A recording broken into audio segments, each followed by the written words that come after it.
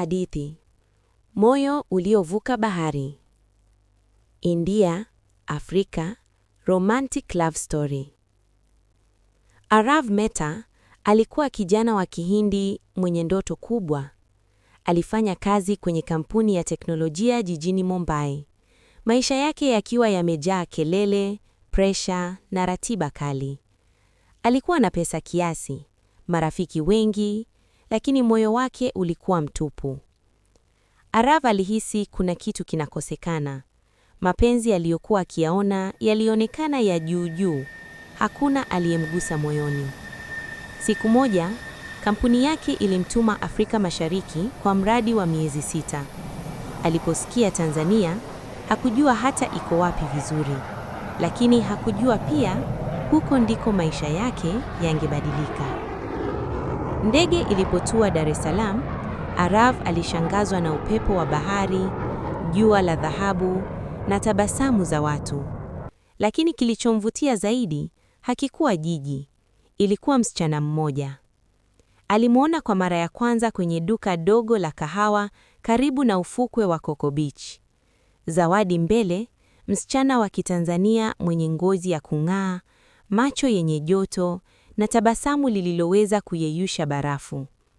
Arav alisimama kimya akimtazama. Moyo wake ukapiga kwa kasi isiyoelezeka.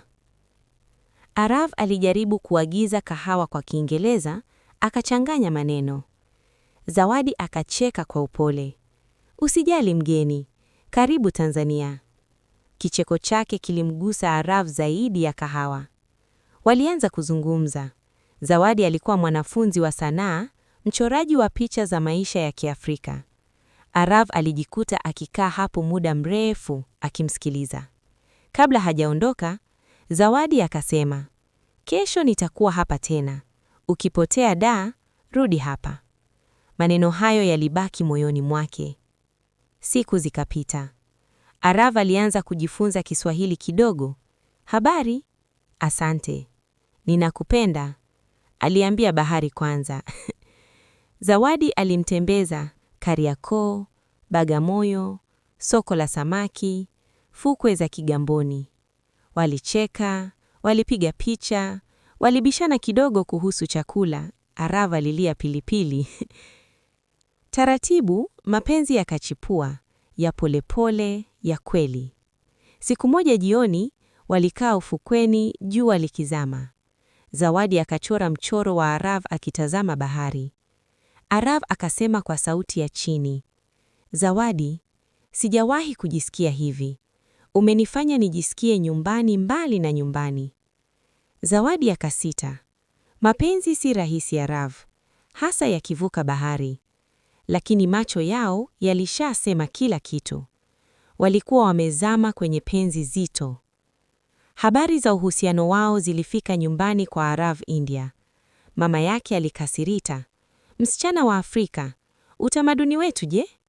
Kwa upande wa Zawadi, baadhi ya marafiki walimwonya kwamba wanaume wa nje huja na kuondoka. Maneno hayo yaliwapa maumivu. Walianza kubishana. "Je, utanirudia India? Je, utanisahau?" Upendo wao ukaanza kujaribiwa. Mkataba wa Arav ulipomalizika, alilazimika kurudi India. Uwanja wa ndege wa Julius Nyerere ukajaa machozi. Zawadi akasema, "Usiahidi, maisha yataamua." Arav akamshika mkono.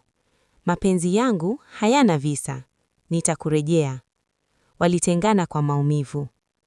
India, Arav hakupata amani. Alikataa kuoa. Aliendelea kuwasiliana na Zawadi kwa video call. Zawadi alipata maonesho ya sanaa yaliyompa umaarufu, lakini bado moyo wake ulikuwa upande wa pili wa bahari.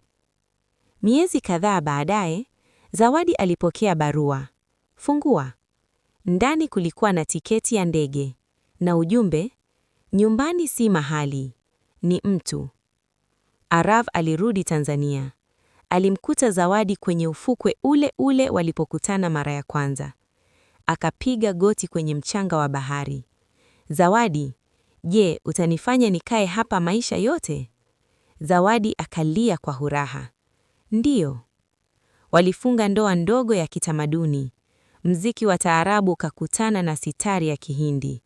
Bahari ikashuhudia ahadi zao. Arav alihamia Tanzania. Zawadi aliendelea na sanaa yake kimataifa. Mapenzi yao yakawa ushahidi kwamba moyo haujui mipaka, lugha wala bahari.